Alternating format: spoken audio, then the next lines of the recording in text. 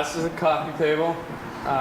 This is sort of getting into my newer aesthetic or newer work or direction, which is trying to create a sense of movement out of just straight elements. So it's 19 rectangular mitered frames that are oriented together in a kind of a unique way or interesting way. The glass on this, we won't talk about it too much, but it those outside frames have a groove in them, and then the glass sets in so that you only end up with the glass edge here and here, and it's capped on both ends, which I find is a little bit more presentable. Glass edges can be like a little unapproachable and a little cold.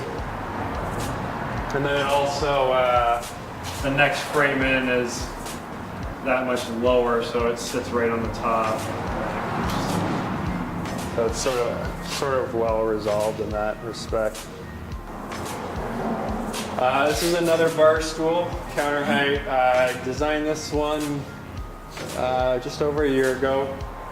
It's got the same sort of guy at the back to catch your butt or to make you like hit the back of the seat, so to speak. It's sort of, you can reference it. It's another stool that you can put underneath your counter, but you get a little bit more support than just a straight flat seat, right? The nice thing about this stool is it has the metal understructure, which is sort of a resolution from that first one where I noticed at shows in particular when everyone's walking around with their shoes on that this stretcher was getting densol on it. So by doing that out of metal, I kind of can get past that. Again, like we've gone sort of from everything being curved to now everything being straight. This is not easy though. It may look easier because it's all straight lines, but unfortunately, like these back legs are closer together than those front legs, which means that this stretcher and that stretcher are compound angles.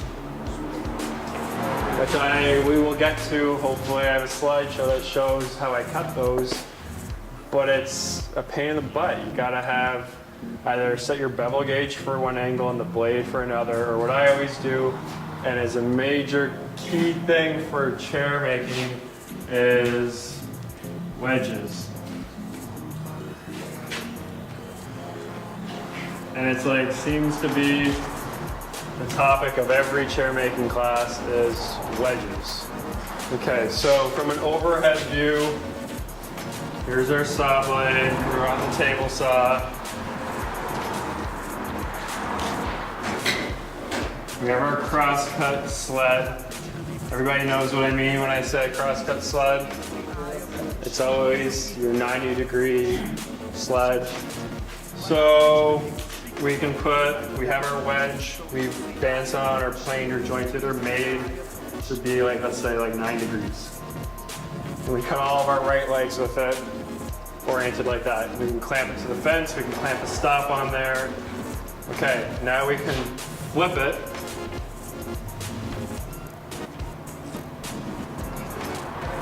Cut all of our left legs. You don't have to set a bevel gauge or like your miter gauge. You just, everything's 90-degree fence and you flip the wedge. An interesting product nonetheless. This little armrest handle thing, which is nice for moving them. On the initial prototypes, I did a Morrison tenon, wedge tenon, through wedge tenon. Didn't match the aesthetic of the piece, but thought I needed it structurally. I ended up popping the tenons anyways. So now I've re-beefed it up with a bigger stretcher underneath the seat, but now these are actually, there's a screw. So I just put a screw right through that, like a 2-inch screw or something. So it starts out with like a 5/8 block, and I rep an 1/8 inch or a 3/16 lamb off of it. And I have them marked so I know that these are both parts coming on the same board. I just screw it on, glue the same piece back on, the offcut, and it's invisible. You're hiding those screws because they're so blasphemous, these darn screws. This chair I would have loved to have brought today. This is the most recent dining chair I made. It is by far the smartest dining chair I've made, the most comfortable and the lightest. And I think it's probably the only dining chair I've made that hits all three of the criteria of what makes a good chair. The aesthetic, well, that's kind of just an opinion base, but it's a light chair. The client who commissioned it, typically when people commission things, I ask them to send some pictures along of their space and things that they like or inspire them. And they sent me like 10 different pictures of metal chairs. So I was like, okay, great. So it's like, it's got to be thin. The kicker is this man was 6'6", he's about 300 pounds. So now it's got to be thin and got to hold a lot of weight. So every joint on here for the most part is a mechanical joint. Does everyone know what that means? Your dovetails, those are all mechanical joints. They do not require glue to stay together. Okay, so another mechanical joint. Does anyone have any ideas? A wedge, yeah, wedge tenons, peg tenons. So these here go in the back leg as well as the front leg. Those are double bridle joints that are pegged and glued. They don't need the glue, but of course, why would we not put glue in them these days? But okay, so again, we have the front to back curved seat. This one's been upholstered. So we have the upholster overhanging. It's the same idea where these stretchers are coming off the back legs and into the front stretcher here. But these ones are not 90 by 90. We've sort of strayed away from that a little bit with this chair. The joints, the bridle joints are, I believe, they're not cut at 90 by 90, but they're not cut at compound angles. They only have a single angle. And I have some good pictures of the jigs that I use to make those bridles, and it's really simple, and we will get to that this afternoon. The back here, this joint is like one of the jigs that I was probably most proud of in my life, is the sliding dovetail jig. So here we go, this is the dovetail. This is what we were all waiting for, right? If you want to incorporate a dovetail in your dining chair, do some tapered sliding dovetails. It'll cause you all kinds of grief. So this was cut, which I have pictures of the jig we'll get to later. Basically, like finding the tangent of this point and this point. Two router process, one with a straight bit, one with a dovetail bit. And yeah, so you can never, because the dovetails, again, getting back to the mechanical joint thing, you can never break it off that way. And because these 2 points are closer together than those 2 points, you can never lift it off that way. So the back legs get joined to the crest rail before they get glued to the back of the frame, which gets down to this idea of sub-assemblies, which we will explore more this afternoon, is another way of simplifying your chair. You don't need one big glue up. You can do them in a bunch of small glue ups using yellow glue. The real genius of it all is the chair flexes, and you can barely see it in that picture, but from this point upwards, the chair will flex, and it'll flex, I'm not exactly sure, an inch maybe.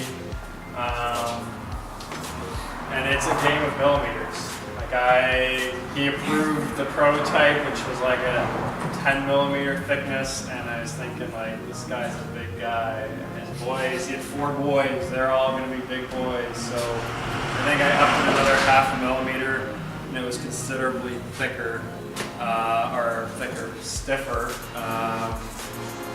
Yeah, it's a dynamic chair. That's the most comfortable chair I've ever made. It's light, and it is all mechanical joints, except for where this stretcher meets the front stretcher, and I've never had a failure there. Matching bench, we're almost there. I think 1 or 2 more pieces. This is a dining table. This is like that same idea of straight members giving you a sense of motion. That's 66 white oak slats that have all been steam twisted to 16 different angles. These things, 66 kiln dried white oak, inch thick twisted slats that are then bolted onto this thing with threaded, like different types of threaded insert, like a flange nut.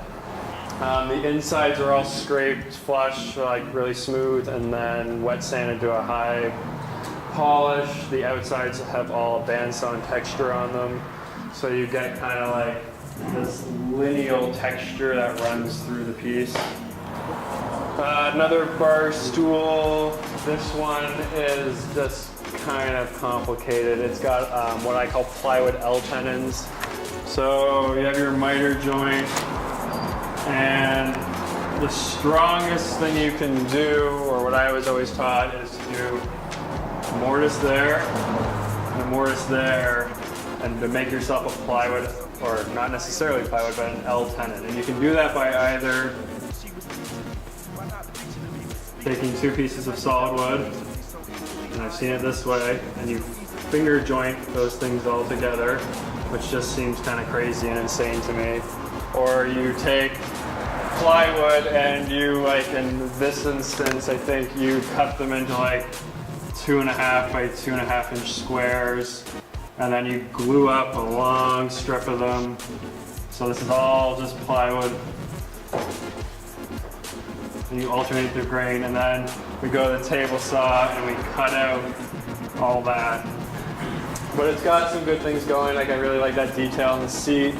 So like a big solid wood seat, but we got this, on the other hand, is the most comfortable thing I've ever made.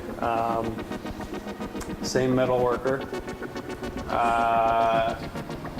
This is compound curve seat and back. So it's just sort of a really time-intensive thing. We profile, route the side view, so like this shape here or there. So we have a bunch of just long square blanks, and then we will template route that shape, and then we'll template route that shape. And then if I'm being safe, I build a 2-degree planer jig and I send them all through the planer to bevel that edge.